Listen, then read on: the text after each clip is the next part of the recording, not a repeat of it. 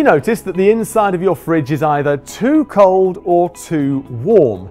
Your first thought might be you need a visit from an engineer. However, there are actually many things you can do to fix this problem. Let's talk about it.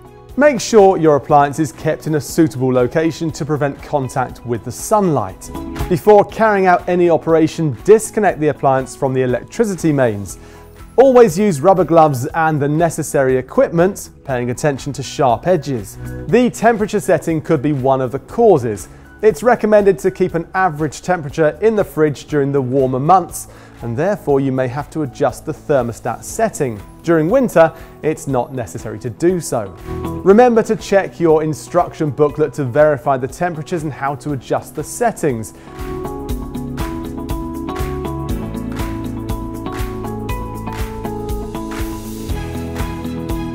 Your controls may be different to the ones shown in this video. You should use a thermometer to check the temperature inside your fridge. If you overload the fridge with food, it can restrict the airflow around the contents inside. Remove items if necessary to prevent this from happening. Check the adherence of the door seal by inserting a sheet of paper in several places as you close the door. See if the sheet gets stuck between the door and the fridge.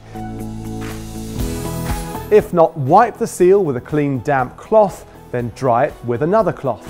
The food must be stored in the appropriate compartments. Using the wrong shelves or drawers could cause ice to form on your products, leading you to think your fridge is too cold.